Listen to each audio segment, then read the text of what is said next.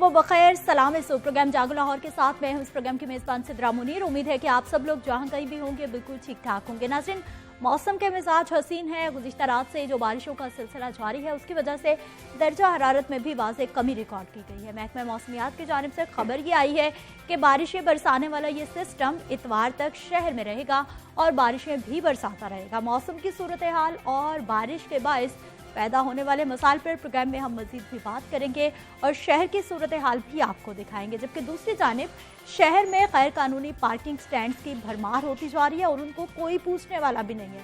Parking प्लाजे ना होने की वजह से ट्रैफिक के मसाइल दिन ब दिन बढ़ते जा रहे हैं। इस हवाले से भी आज के प्रोग्राम में हम खास तौर पर बात करने वाले हैं और मुतल्लिक़ अफसरान का मौक़िफ़ भी आप तक पहुंचाएंगे कि आखिर इस मामले को संजीदगी से क्यों नहीं लिया जा रहा और इसका हल क्या है। आगे बढ़ते हैं, कुछ बात करेंगे। मईशत के लिए अच्छी खबर ये आई है कि मुल्क का सबसे बड़ा डैम पानी से भर गया है। मंगला डैम में पानी की सतह ज्यादा से ज्यादा 1550 फीट रिकॉर्ड की गई है। जबकि मंगला डैम भरने की खबर 11 रोज कबल लाहौर न्यूज की जानिब से नशर कर दी गई थी। मजीद जानते हैं जी, head of special project Zulfkar Ali Mahtu साहब हमारे साथ मौजूद हैं। जुल्फकार साहब, बताइएगा इस हवाले से।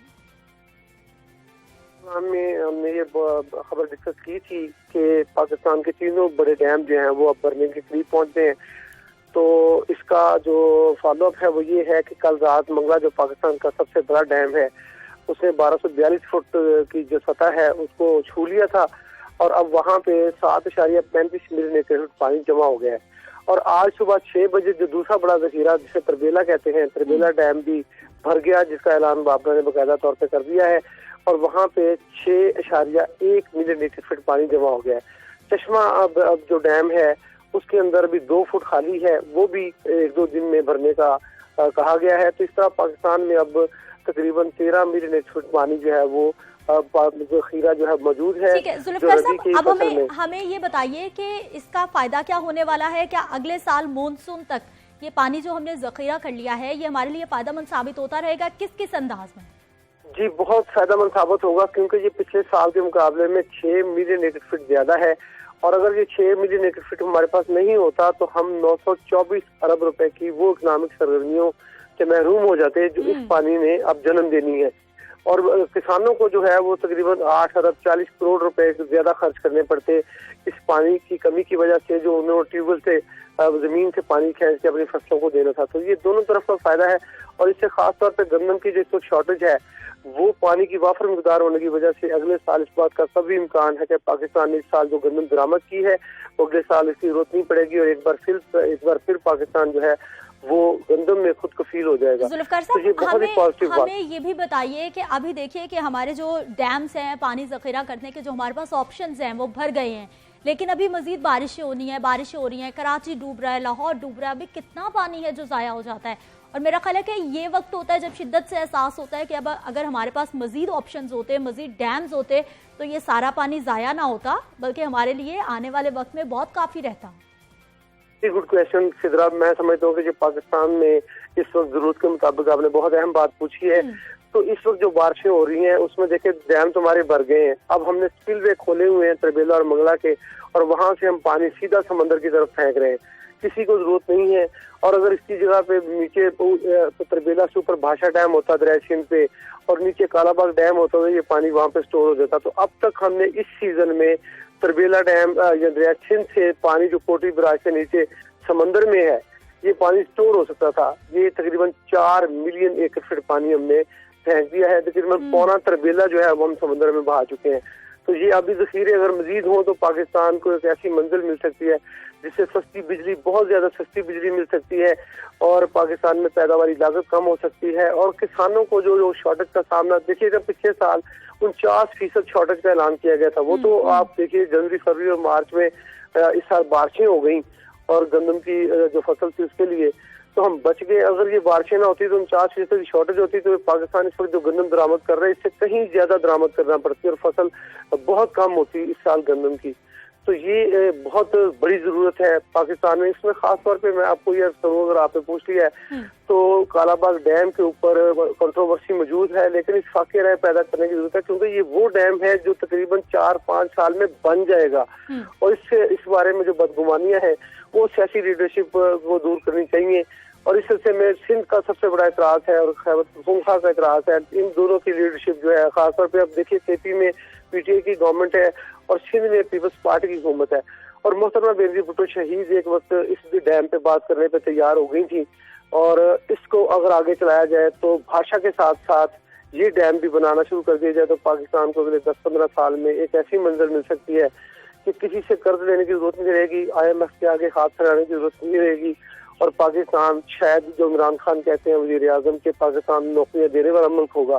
ٹھیک ہے, بہت شکریہ ذوالفقار صاحب پروگرام میں شامل ہونے کے لیے اور ہمیں بتانے کے لیے کہ ہمارے جو آبی ذخائر ہیں وہ تو بھر گئے ہیں لیکن ابھی بہت پانی ہے جو کہ ضائع ہو رہا ہے. اگر ہمارے پاس کوئی پاٹ ہوتا, کوئی آپشن موجود ہوتا تو ہم وہ ضائع ہونے والے پانی کو بھی بچا کر رکھ لیتے آنے والے وقت میں استعمال کرنے کے لیے. ناظرین, بارشوں کی صورتحال کی بات ہو رہی ہے, اچھی خبر بھی ہم نے آپ تک پہنچائی ہے, شہر کی صورتحال بھی ہم نے آپ کو دکھائی ہے. اس تمام صورتحال پہ بات کریں گے. جو ایم ڈی واسا سید زاہد عزیز صاحب ہمارے ساتھ موجود ہیں. زاہد صاحب, پروگرام میں آپ کو خوش آمدید کہتے ہیں. سر بتائیے گا کیسے انتظامات چل رہے ہیں شہر میں بارش کے بعد؟ جی, اللہ کا شکر ہے کہ ہم نے میجر پوائنٹس لکشمی چوک سمیت کلیئر کر دیے ہوئے ہیں. 62 mm بارش میکسیمم ریکارڈ کی گئی ہے تاج پورہ میں اور لکشمی چوک میں 61 mm, باقیوں میں اس سے کم تھی. لیکن چونکہ ہوئی یہ ٹوٹل بارش بھی 1 گھنٹے میں ہی ہو گئی تھی, صبح 5:30 سے لے کے 6:30 تک. تو اس وقت ہم 3-4 پوائنٹس رہ گئے ہیں جس میں ایمپریس روڈ کا کونا ہے, اس طرح تاج پورے میں 6 سے 7 انچ پانی موجود ہے بی بلاک میں, اور اس طرح سے کوپر روڈ کا ایک پورشن ہے جو اس کے ہوٹل کے ساتھ والا پورشن جو 200 فٹ کے قریب وہاں پانی ہے.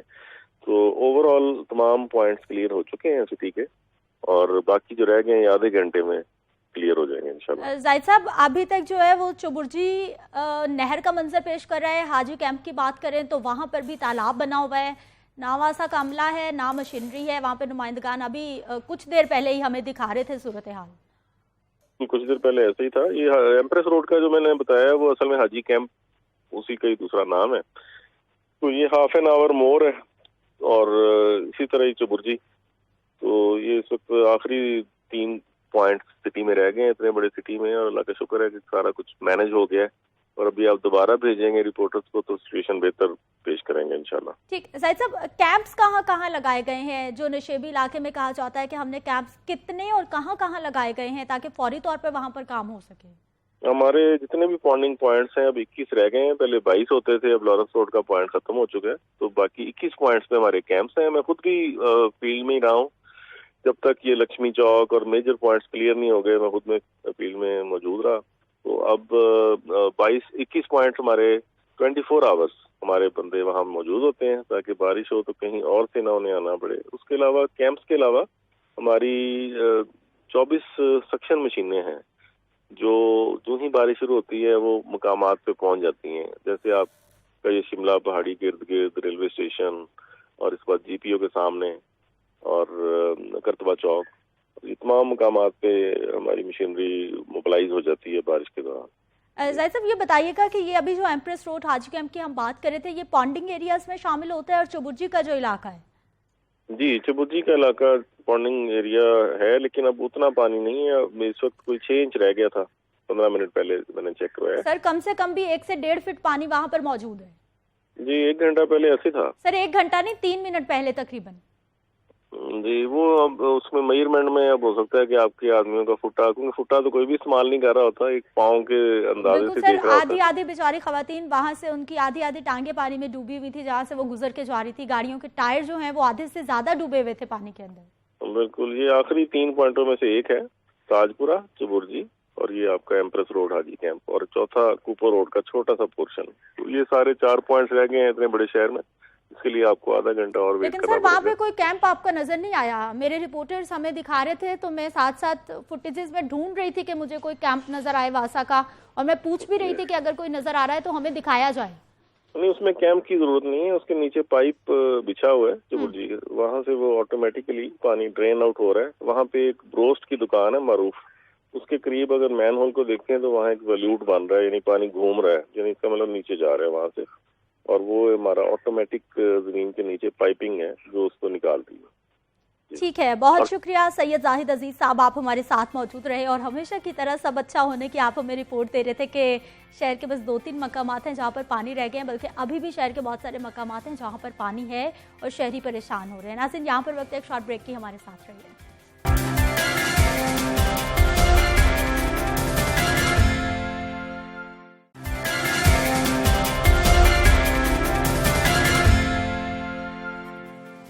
प्रोग्राम में एक बार फिर से आपको खुश आमदीद कहते हैं। नाज़रीन, बात करेंगे आपके और हमारे एक और बहुत अहम मसले के हवाले से, और वो है जी पब्लिक ट्रांसपोर्ट का दिन ब दिन बदतर सूरत हाल होना। 2012 में एक लाहौर ट्रांसपोर्ट कंपनी बनाई गई थी जिसकी जिम्मेदारी ये थी कि वो आवाम को सहूलत देने के लिए ज़्यादा से ज़्यादा पब्लिक ट्रांसपोर्ट चलाएगी ताकि जो रोड्स पर ट्रैफिक का लोड बढ़ता जा रहा है उसमें भी कमी आ सके और जो हमारे बेचारे गरीब शहरी एक से दूसरी जगह सफ़र करना चाहते हैं उनकी सहूलत भी हो जाए। लेकिन 2012 से लेकर आज तक 2020 8 साल गुजर चुके हैं। हर गुजरते दिन के साथ बजाय इसके कि लाहौर ट्रांसपोर्ट कंपनी की जानिब से आवाम की सहूलत के लिए, बेहतरी के लिए काम किया जाता, बल्कि हर गुजरते दिन के साथ ये बदहाली की जानिब गामजन रही है।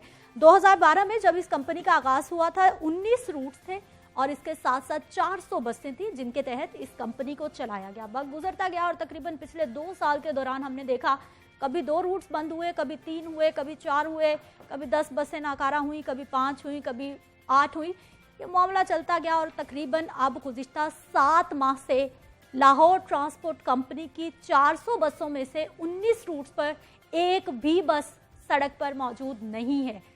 तकरीबन कितने मुलाजमीन हैं, कितने अफसरान हैं जो कि मुसलसल तनख्वाहें ले रहे हैं, मेरे और आपके टैक्स के पैसों से जा रहा है, लेकिन कंपनी कर क्या रही है, ग्राउंड रियलिटी क्या है, क्या प्लान्स हैं, क्या प्रोजेक्ट्स हैं जो आने वाले वक्त में देने वाले हैं, इसी मामले पे आज हमने बात करनी है। जी, मेरे साथ मौजूद हैं नुमाइंदा लाहौर न्यूज़ शब्बीर हैदर और मोहम्मद खालिद साहब हमारे साथ मौजूद हैं, वाइस चेयरमैन हैं LTC के। आप से प्रोग्राम में आपको खुश आमदीद कहते हैं। शब्बीर, आपको भी खुश आमदीद कहते हैं। मोहम्मद खालिद साहब, 7 माह हो गए हैं, एक भी बस नहीं है रूट के ऊपर और गुज़िश्ता 2 साल से हम देख रहे हैं कि 400 बसें गायब होती जा रही हैं। नहीं, वो 400 बसें जो गायब हुई हैं ना जी, उसमें लास्ट गवर्नमेंट का एग्रीमेंट उनके साथ 5 साल का था, ठीक, और लॉन्ग टर्म प्लानिंग की कोई नहीं गई थी। और उसके बाद जो जब उनका एग्रीमेंट ख़त्म हुआ है तो उसके बाद अब नया एग्रीमेंट नहीं कर सके। उसके लिए भी हम इंशाल्लाह कुछ इलेक्ट्रिक जो बसेस के लिए हम ट्राई कर रहे हैं और उम्मीद है कि ये मौजूदा गवर्नमेंट्स में हमारी हेल्प भी करेगी। और जल्द अज जल्द, ये कोरोना की वजह से काम रुक गया था, ये 6-7 माह का आप जिक्र कर रही है ना, वो कोरोना की वजह से ही सारे मामला डिस्टर्ब सर, कोरोना के पहले अगर हम पीछे जाते हैं तो 17 रूट्स बंद थे, सिर्फ 2 चल रहे थे। कोरोना ने वो 2 भी बंद कर दिए। नहीं, रूट्स अभी भी चल रहे हैं, अभी भी रूट चल रहे हैं, 200 के करीब प्राइवेट रूट चल रहे हैं, लेकिन अभी तो आप उसको ऑन नहीं कर सकते ना, वो तो प्राइवेट चल रही है। रूट्स तो हम ही देते हैं ना, रूट्स तो हम ही दे रहे हैं उन्हें, और मजीद कंपनीज आ रही हैं हमारे साथ राब्ते में हैं। कोरोना की ये अभी लॉकडाउन ख़त्म हुआ है तो इंशाल्लाह एज सुन एज पॉसिबल हम उनको रूट्स देंगे और इंशाल्लाह आप देखेंगे कि विद इन डेज अब बसेस जो हैं आपको बसेस वगैरह और मस्जिद वगैरह। हमें ये बताइए कि आबादी बढ़ती जा रही है, बजाय इसके कि हमारे लिए सहूलियात बढ़ाई जाती हैं, ये सहूलियात कम होती जा रही हैं।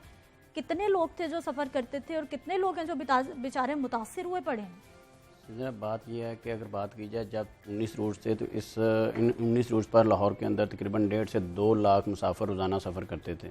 ठीक है, अब 19 रूट्स में 400 बसें थी। 19 रूट्स बंद होने की वजह से जो 1.5 से 2 लाख मुसाफिर थे वो बेचारे इस वक्त वो दरबदर हैं, वो अपनी सवारी पर सफ़र करते हैं या रिक्शा पर सफ़र करने पर मजबूर हैं।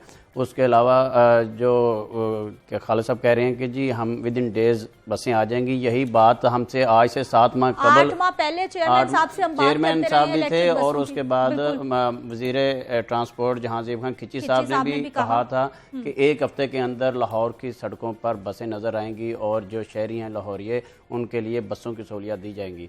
ये 8 माह गुजर गए, 7 माह तो ये बंद हुए हैं, 8 माह हो गए तकरीबन उनको हमसे बात की है, क्योंकि उस वक्त कुछ रूट्स बंद थे, कुछ चल रहे थे।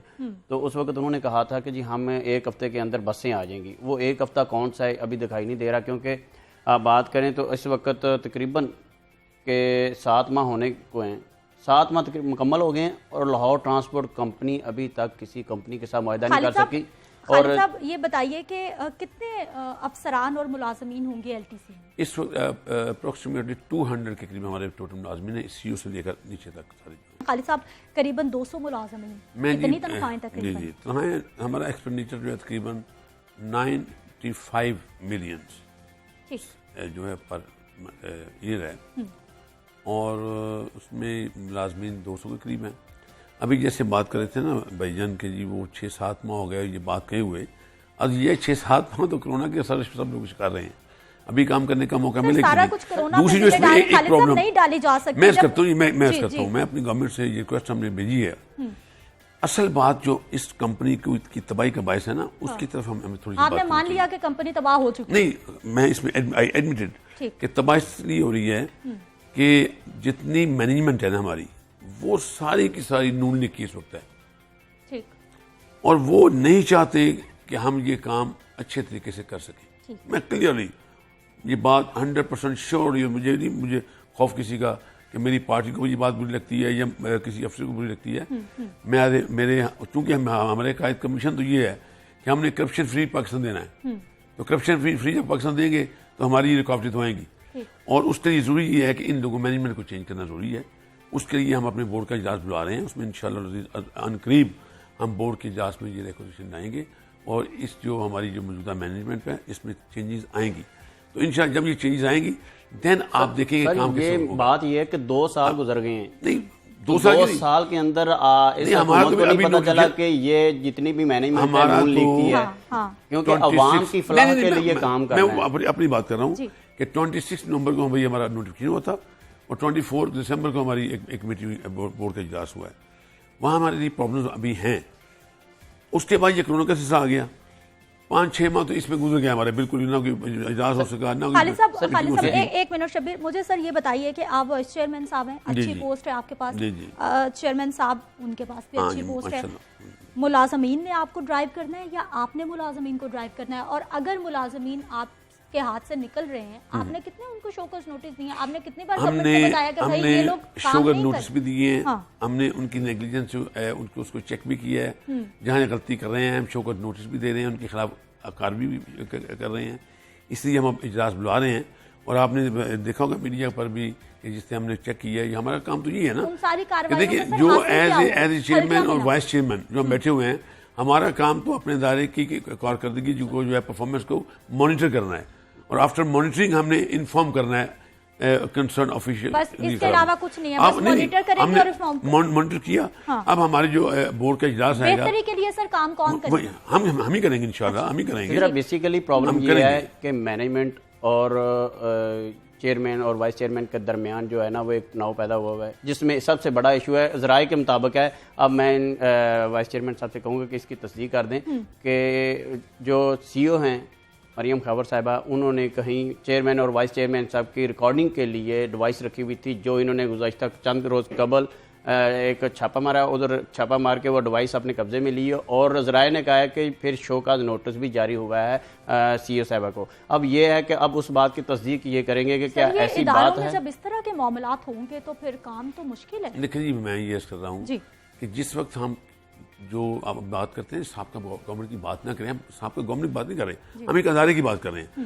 ہم ان لوگوں کی بات، سابقہ گورنمنٹ تو کرپٹ لوگ موجود تھے، اگر موجودہ میں ہیں تو سابقہ میں بھی تھے. ہم تو صرف ایک کرپٹ لوگوں کی بات کر رہے ہیں، اور ان لوگوں کی جو کوالیفائی نہیں کرتے اور ان سیٹوں پر بٹھائے گئے یہ بیٹھے ہوئے ہیں.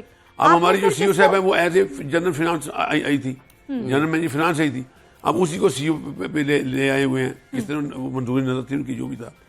اس کے بعد ہم نے میں کر رہا ہوں کہ ہم نے تو بڑا بولڈلی اسٹیپ لیتے ہوئے ان کی ڈیوٹیز چیک کی ہیں. ہمیں ڈیوٹی پر نہیں پائے گئے، ہم نے رپورٹ دی ہے، ہم نے ان کے خلاف کارروائی کی ہے. کس کو رپورٹ دی سر آپ نے؟ دیکھ لیجیے، میں نے اپنے چیئرمین صاحب کو دی، چیئرمین صاحب نے ان کو شو کا نوٹس ایشو کیا ہوا ہے. چیئرمین صاحب نے آگے کس سے بات کی کہ کسی گورنمنٹ نمائندے سے؟ ہم نے سی ایم صاحب کو جو بھیجی ہے پوری رپورٹ بنا کے کہ اس میں یہ پرابلم ہے. کب بھیجی سر؟ آئی تھنک یہ لاسٹ منتھ بھیجی ہے، last month.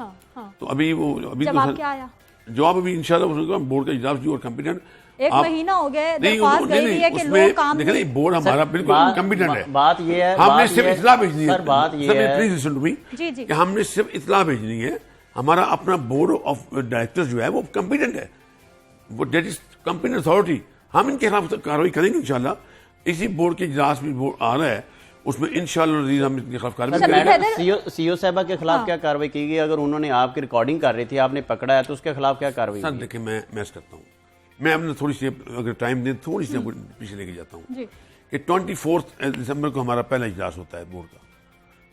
That was only introductory meeting ہماری جو تھی اس میں کے اندر, اور ایک وائس چیئرمین کا انتخاب کرنا تھا.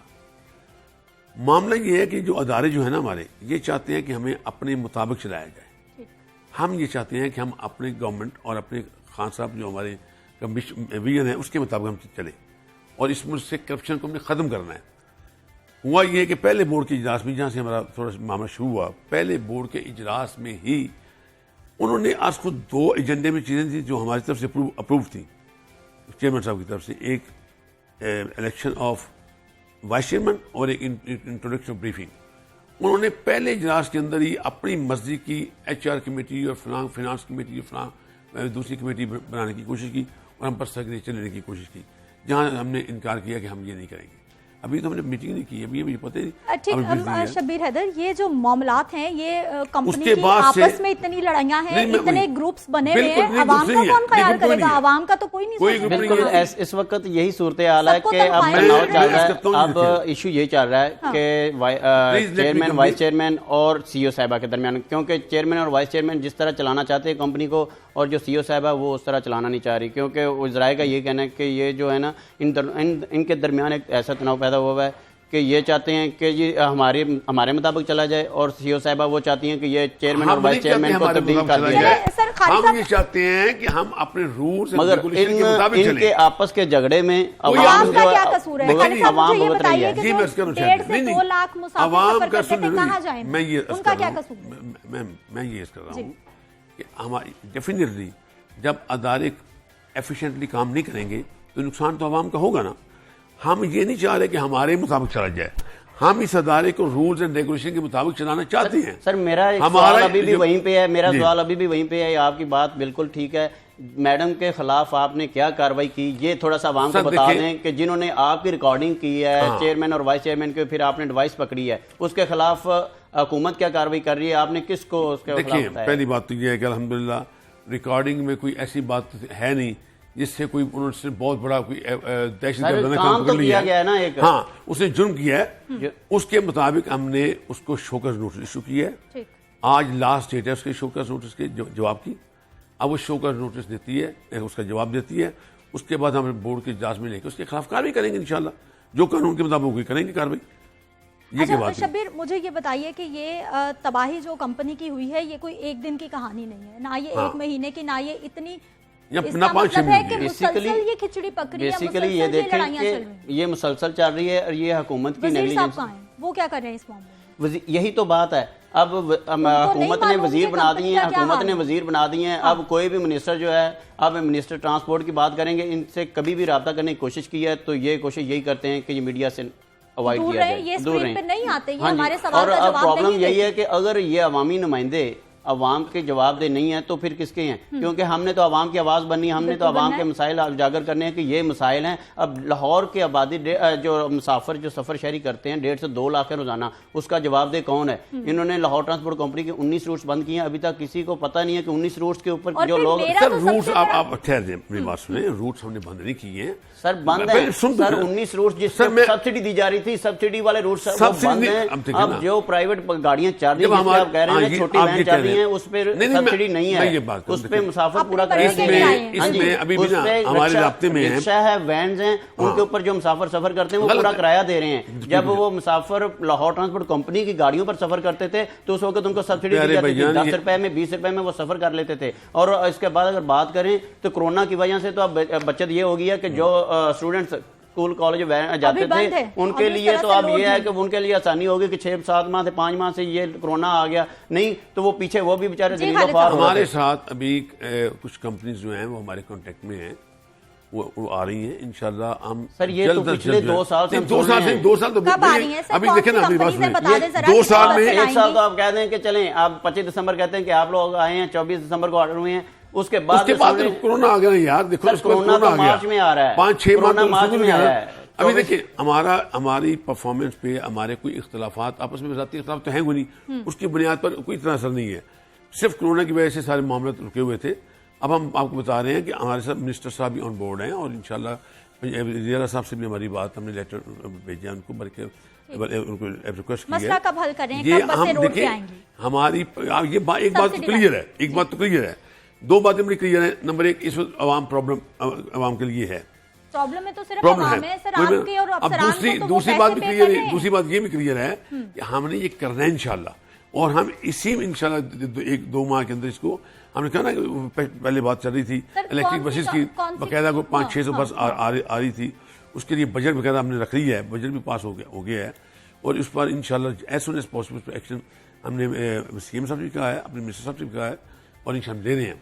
अच्छा, कितनी बसें आ रही हैं, किसके साथ कॉन्ट्रैक्ट 500 हो गया? के करीब बसेस थी, हाँ। जो इलेक्ट्रिक बसेस का हमने इंटरनेशनल कंपनी या पाकिस्तानी कंपनी? International company. ठीक, तो कब तक आ जाएंगी बसें, मामला हो गया क्लियर सारा? नहीं, वो तो क्लियर है, उसमें बजट उन्होंने रख रही है, इंशाल्लाह जो ही उसकी बजट की एलोकेशन होती है हम उसमें करते हैं इंशाल्लाह।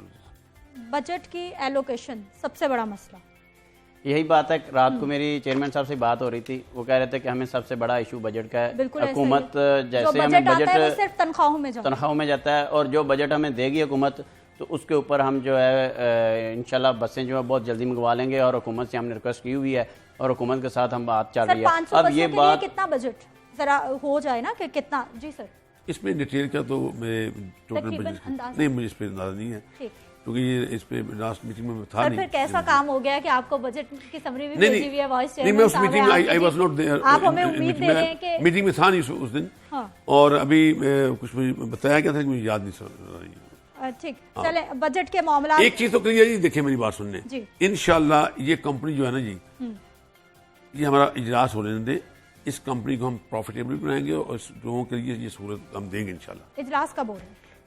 ये इस वीक में इंशाल्लाह कल परसों नोटिस भेजेंगे इजलास का, बोर्ड इजलास। शब्बीर, ऐसा ही है मामला, इतना स्मूथली ये मामला हल होने वाला है?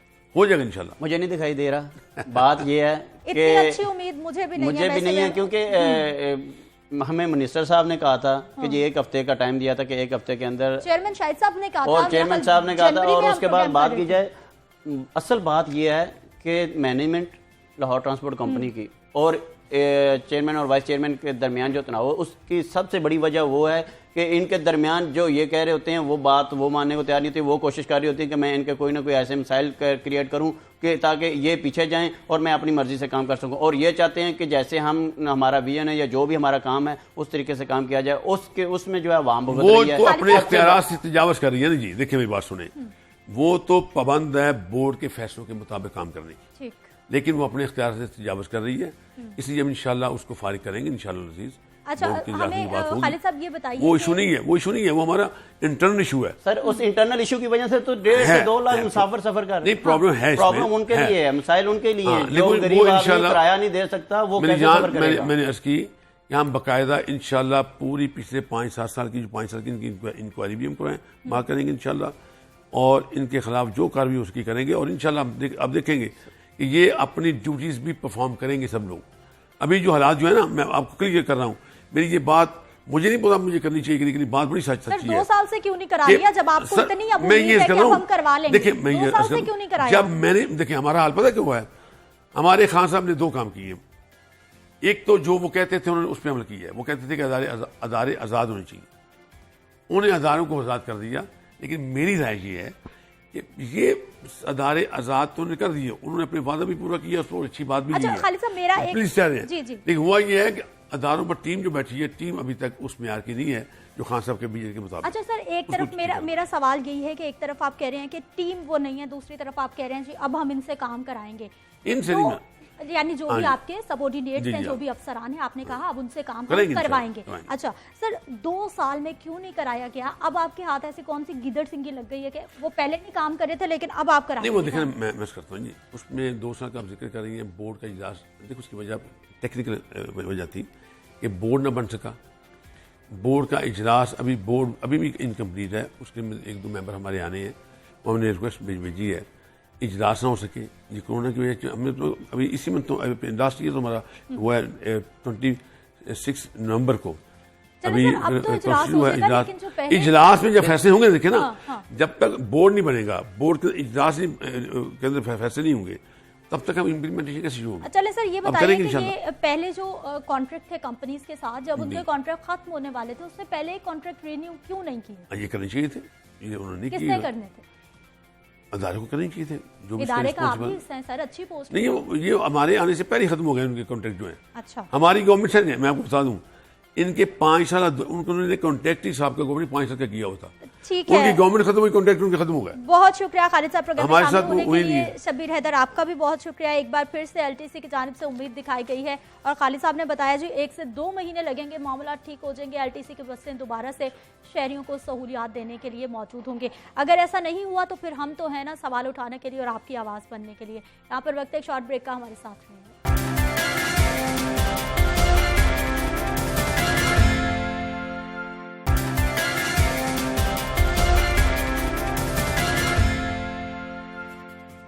प्रोग्राम में एक बार फिर से आपको खुश आमदीद कहते हैं। नाज़रीन, जुम्मतुल मुबारक का बाबरकत दिन है और आज के दिन के हवाले से अगर बात की जाए तो बहुत सारे हमारे ऐसे शहरी हैं जो कि दिनों के हिसाब से सदकात देते हैं। इन तरह के मामलात में इस्लामिक नुक्ता नज़र क्या है, और ख़ास तौर पर आज हमने बात करनी है जी चील गोश्त के हवाले से, जो कि हम देखते हैं कि हमारे लाहौर शहर के एतराफ़ के मुख्तलिफ रोड्स पर, चाहे वो दरियाए रावी का किनारा हो, LOS वाला नाला हो या फिर हमारे केनाल रोड हो, वहाँ पर जगह जगह ऐसे लोग मौजूद नज़र आते हैं जो कि सदक़े का गोश्त, लोग वहाँ पर रुकते हैं, पैसे अदा करते हैं, सदका देते हैं और वो जो लोग हैं वो वहीं पर गोश्त को फेंक देते हैं। चीलें जो हैं वो बहुत ज़्यादा आम हो गई हैं शहर के अंदर। जब वो रोड पर आती हैं किसी भी बड़े हादसे का बाइस बनती हैं। इस तरह के मामलात में सदकात इस्लामिक पॉइंट ऑफ व्यू से क्या कहा जा सकता है, इसी पे बात करनी है। जो हमारे साथ मौजूद हैं मौलाना नदीम सरवर जालंधरी साहब हैं, मजहबी स्कॉलर हैं। आप सर प्रोग्राम में आपको खुश आमदीद कहते हैं। मौलाना साहब, सबसे पहले सदकात की फजीलत से तो इनकार मुमकिन ही नहीं है, फ़ज़ाइल बता दीजिए पहले हमें। बिस्मिल्लाहिर्रहमानिर्रहीम। अश-शैतानु यइदुकुमुल फ़क़्र। शैतान बंदे को सदकात से, अल्लाह के रास्ते में ख़र्च करने से डराता है। ठीक, लेकिन ये सदका ख़र्च कहाँ करना है और कैसे करना है, इसके लिए शरीयत ने मुकम्मल ज़ाब्ता बताया है।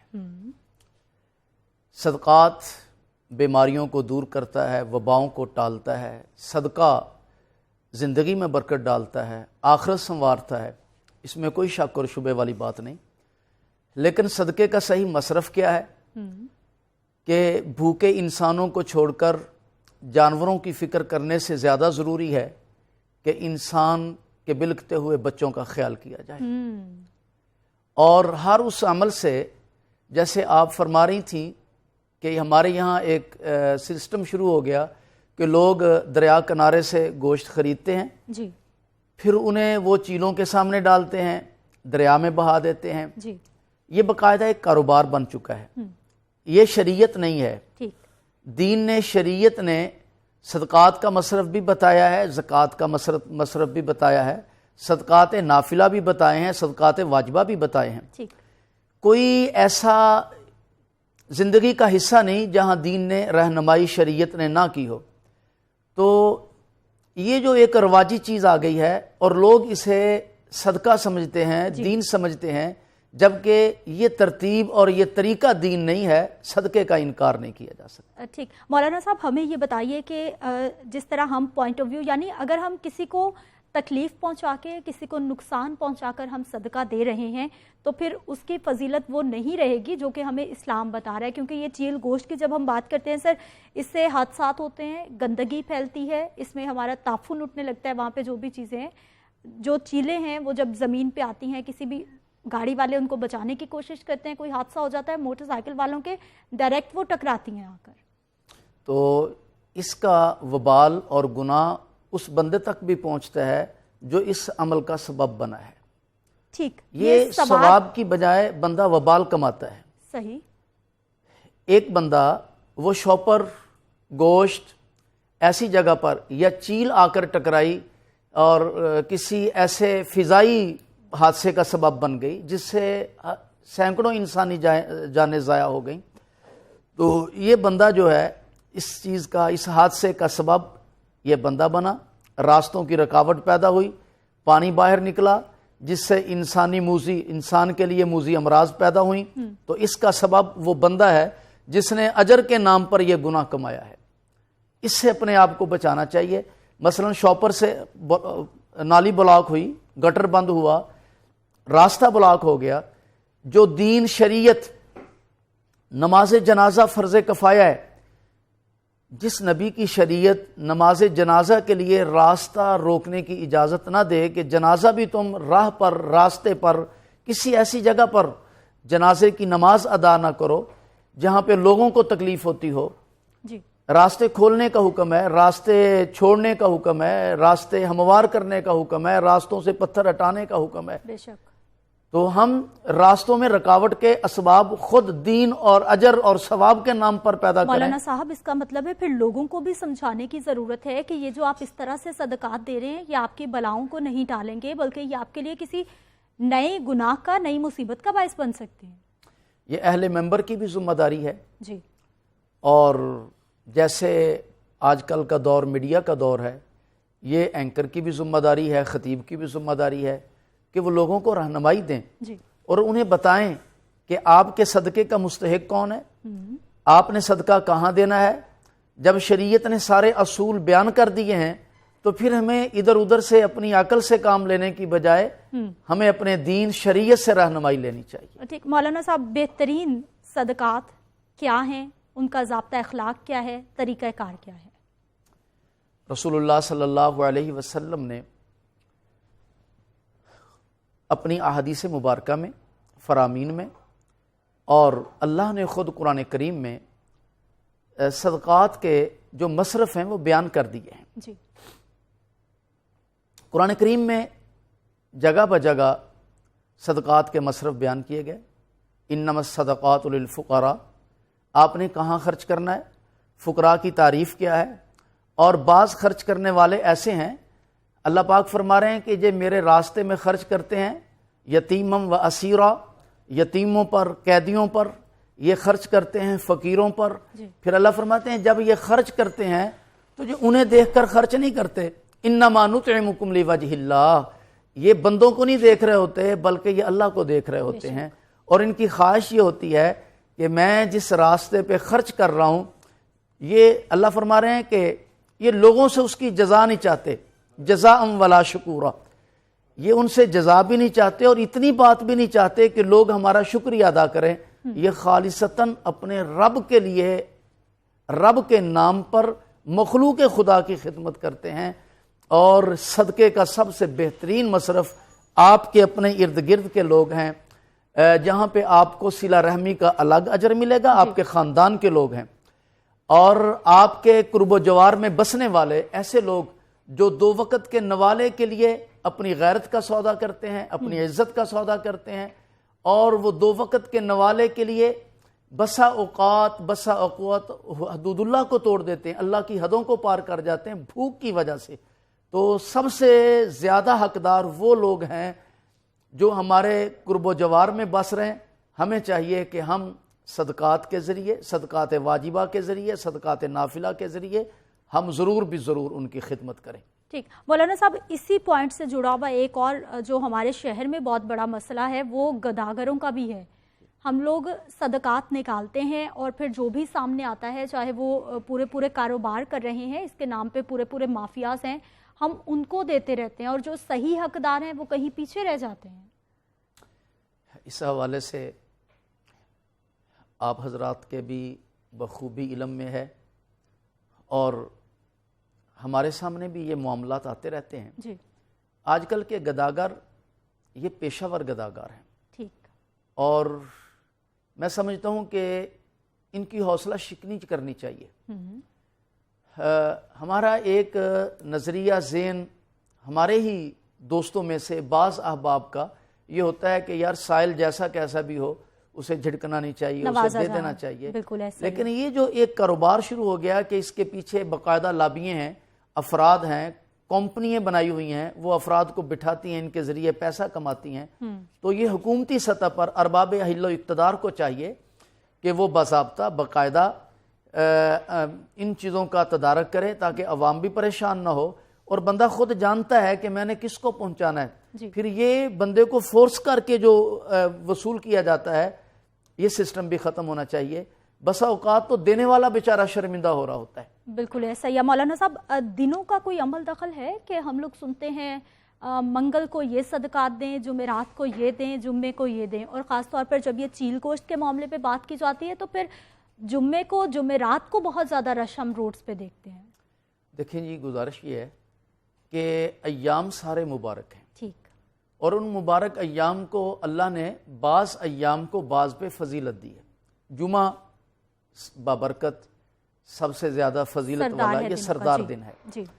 लेकिन इबादत के लिए कोई दिन मखसूस करना, ठीक, कि इस दिन अजर ज़्यादा मिलेगा, इस दिन कम मिलेगा, या सदका इस दिन देना चाहिए, इस दिन नहीं देना चाहिए, मैं समझता हूँ कि शरीयत में इसका कोई हवाला नहीं है, ठीक, और ना ही इसका कोई हुक्म है ऐसा। ठीक। मौलाना साहब, इसी बात से जुड़ा हुआ एक सवाल ये भी है कि जो सदकात मूंग की दाल, अंडे, किसी जानवर की जो सिरी है वो कब्रिस्तान में फेंक देना, या फिर कोई इस तरह की चीज़ कि इस दिन हमने गोश्त देना है, क्या ये तरतीब जो है या फिर ये डिवीजन जो है, क्या कोई गुंजाइश है, या फिर जो भी हम दे सकते हैं अपने दिल से वो सदकात दिए जा सकते हैं? देखिए जी, सदका असल तो ये है कि जिस बंदे को जिस चीज़ की ज़रूरत है उसकी हाजत को पूरा करना जी। ज़रूरी नहीं है कि आप सिरी देंगे तो सिरी के पीछे वाला हिस्सा किसको देंगे। सिरी की बजाय ये पूरा सलामत वजूद जो है ना, ये सदका करना चाहिए जी। ये जो सिर्फ सिरी वाला तसव्वुर है, अगर सिरी भी देनी है तो उसे फेंकने का हुक्म नहीं है, ये मोहताज तक पहुंचाने का हुक्म है। जैसे ज़कात और सदका ये देना अजर है, वैसे उसका मसरफ का तलाश करना ये भी उसी तरह ये लाजम है, ज़रूरी है। जैसे फ़कीर पर खर्च करना अजर है, वैसे उसकी तलाश भी अजर है, तो उसे खुद तलाश करना चाहिए।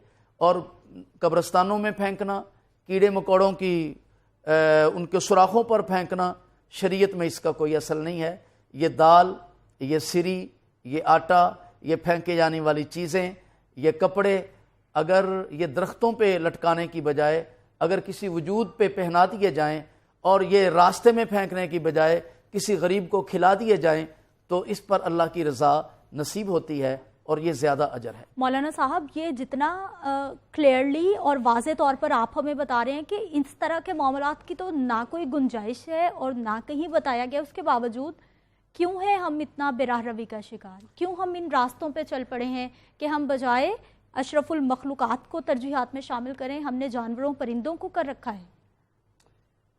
इसकी एक वजह यह है, ये दीनी मसलकी फ़िरक़ों के मामलात नहीं हैं जी, ना इसमें कोई फ़िरक़ों का इख्तलाफ है, ये जहालत है। ठीक, ये वो लोग जो मज़हब के नाम पर मज़हब से दूर हैं जी। एक बंदा सो रहा है ना, उसको जगाना आसान है जी, और जागते हुए को जगाना बहुत मुश्किल है। ये लोग जिस चीज़ को आप दीन समझ के कर रहे हैं ना, जिस चीज़ को आप गुनाह समझ के करेंगे उससे तौबा की तौफीक हो जाएगी, और जिस चीज़ को आप इबादत समझ कर करेंगे ना, उससे तौबा की तौफीक नहीं, क्योंकि आप उसे नेकी समझ रहे हैं।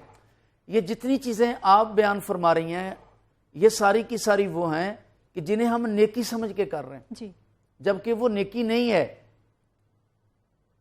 अल्लाह ने जो हक आपके ज़ुम्मा लगाए हैं वो आपके अइज़ा अकारब हैं, वो आपके महल्लादार हैं, वो आपकी पड़ोस में रहने वाले फ़कीर, गरीब, नादार लोग हैं जी, वो आपके अहलो अयाल हैं, जिन पे खर्च करना आपके ज़ुम्मा है। अल्लाह ने उस पे अजर रखा है, कभी ज़कात की सूरत में, कभी नवाफल सदकात नाफिला की सूरत में, कभी उशर की सूरत में।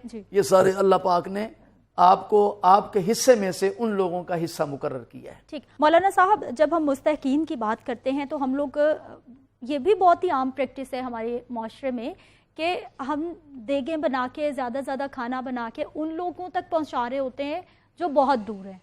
हम अपने हमसाये को, अपने रिश्तेदार को भूल जाते हैं। क्या सबसे पहले उनकी जिम्मेदारी हम पे आयद होती है, या फिर हम किसी को भी दें जाके तो वो उतना ही सवाब हमें मिलेगा? देखिए जी, शरीयत ने ये मुकर्रर कर दिया है कि आप सबसे पहले अपने अइज़ा अकारब, जी, आपके अइज़ा अकारब का आप पर ज़्यादा हक है। آپ اپنے محلے داروں کو، آپ کے محلے دار کا آپ پہ زیادہ حق ہے۔ خود اللہ کے رسول صادق المصدوق نبی حضرت محمد صلی اللہ علیہ وسلم کے فرمان عالی شان کا مفہوم یہ ہے کہ اتنا ڈر پیدا ہوا مجھے کہ کہیں اللہ میرے پڑوسی کی، میرے محلے دار کی وراثت کہیں مقرر نہ کر دے، میرے حصے، میری وراثت میں اس کا حق نہ رکھ دے۔ جی۔ تو ایک مسلمان، اس کے پڑوس میں سونے والا، اس کے محلے میں رہنے والا، فقیر، غریب، بیوہ، حقدار، مستحق، اس کی ذمہ داری ہے اس بندے پر کہ وہ اپنے آس پاس، اپنے محلے اور اس پڑوس میں نگاہ رکھے۔ تو سب سے اول اس کے اعزاء اقارب ہیں، پھر اس کے محلے دار ہیں، پھر درجہ بدرجہ جہاں تک اس کی رسائی ہے اور اسے پتہ ہے کہ یہ بندہ بھوکا ہے، پیاسا ہے، حقدار ہے، تو اسے اس کی ضرورت کو، اس کے لباس کو، اس کے نوالے کو، اللہ کے پاک پیغمبر صلی اللہ علیہ وسلم تشریف فرما ہے اور آپ علیہ السلام فرما رہے ہیں حبب الی من دنیاکم ثلاث، دنیا والو مجھے 3 چیزیں بڑی محبوب ہیں۔ پھر اس پر حضرت ابی بکر رضی اللہ تعالیٰ عنہ کھڑے ہوئے، انہوں نے بھی کہا مجھے 3 چیزیں محبوب ہیں۔ حضرت عمر فاروق نے کہا مجھے 3 چیزیں محبوب ہیں۔ پھر حضرت سیدنا علی المرتضیٰ شیر خدا رضی اللہ تعالیٰ عنہ نے کہا مجھے 3 چیزیں محبوب ہیں۔ ہر ایک نے اپنے اپنے خیال کا اظہار کیا۔ تو بعض نے کہا ہمیں بڑا محبوب ہے کہ ہم غریبوں کی، عیالداروں کی، فقیروں کی، مستحقین کی، ان کی خدمت کریں، ان تک اپنے صدقات کو پہنچائیں۔ ٹھیک۔ تو اس پر اللہ کی طرف سے اپنی رضا کا اعلان آیا کہ اللہ نے تم سب کی خواہشات کو قبول فرما لیا۔ تو اپنے ساتھ وابستہ، اور اللہ فرما رہے ہیں کہ انما نطعمکم لوجہ اللہ لا نرید منکم جزاء ولا شکورا، یہ لوگ میرے راستے میں دیتے ہیں اور کھلاتے بھی ہیں، پلاتے بھی ہیں، شکریہ بھی نہیں چاہتے، جزا بھی نہیں لیتے۔ ان کے متعلق اللہ فرما رہے ہیں کہ جب یہ میرے پاس آئیں گے نا تو اس کے بدلے میں، اس کے عوض میں اللہ فرما رہے ہیں میں انہیں ایسا تخت دوں گا، پھر اس کی خوبصورتی بیان کی، اور میں ایسے نوکر دوں گا کہ پھر ایسے نوکر دوں گا اذا رأیت ثم رأیت نعیما وملکا کبیرا، بڑا ملک دوں گا، اذا رأیتہم حسبتہم لؤلؤا منثورا، ایسے نوکر دوں گا کہ وہ جیسے بکھرے ہوئے موتی ہوتے ہیں۔ تو اللہ کی رضا کے لیے کوئی عمل بھی اللہ اس کو ضائع نہیں فرماتے۔ اب مولانا صاحب ہمیں یہ بتائیے، جس طرح پہلے ہم دنوں کے حوالے سے بات کر رہے تھے، ہم نے تو مقدار اور تعداد بھی طے کر رکھی ہے، 7 روپے، 11 روپے، 21 روپے، 1 پاؤ دال، آدھا کلو یہ چیز، 2 انڈے، 1 انڈا۔ آپ جن چیزوں کی طرف نشاندہی فرما رہی ہیں یہ بظاہر بہت چھوٹی چھوٹی ہیں، جبکہ حقیقت میں یہ بہت بڑی چیزیں ہیں، رائج ہو چکی ہیں ہمارے رائج ہو معاشرے چکی میں۔ ہیں، اور یہ ساری چیزیں رسمی ہیں، رواجی ہیں، شرعی نہیں ہیں۔ ٹھیک۔ یہ اللہ کے رسول نے ضابطے نہیں بنائے کہ تم 11.25 روپے، تم 1100 روپے، جی، یا تم 1 انڈا یا 11 انڈے، یا تم انڈے کو ہی آپ صدقہ کریں گے، نہیں، بلکہ بعض لوگوں نے تو رنگوں کا حساب رکھا کہ کالا مرغ ہوگا یا سفید ہوگا، بالکل بکرا کالا ہوگا یا سفید ہوگا، اور یہ لوگوں کا قصور بھی ہے، لیکن اس سے زیادہ ان لوگوں کا ہے جو لوگوں کو باقاعدہ ترغیب دیتے ہیں۔ ان میں بہت سارے ایسا مافیا ہے جو جعلی طور پر سلوک و تصوف کی مسند پہ بیٹھے ہوئے اپنے آپ کو وہ مشائخ کی لائن میں، لوگ سمجھتے ہیں عقیدت کی وجہ سے کہ یہ دینی پیشوا ہے، رہنما ہے، پیر صاحب ہیں، اور پیر صاحب انہیں رنگ بھی بتا رہے ہیں، وہ انہیں تعداد بھی بتا رہے ہیں، جبکہ شریعت کا اس سے کوئی تعلق نہیں۔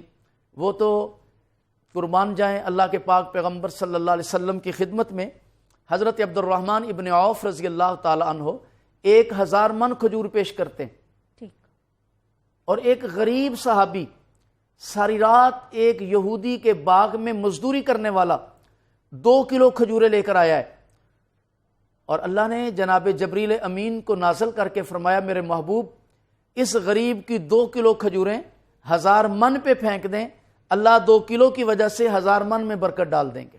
क्या बात है, बहुत ही शुक्रिया मौलाना साहब प्रोग्राम में शामिल होने के लिए। और जितने भी तोहम परस्ती है हमारी सोसाइटी में सदकात को लेकर बहुत आम होती जा रही है, बुराइयां फैल रही हैं, मौलाना साहब ने आपको बता दिया है कि किस तरह से सदकात दिए जा सकते हैं और तोहम परस्ती से कैसे बचा जा सकता है। मुझे आप इजाज़त देंगे, इंशाल्लाह कल मुलाकात होती है। अल्लाह ने के बाद।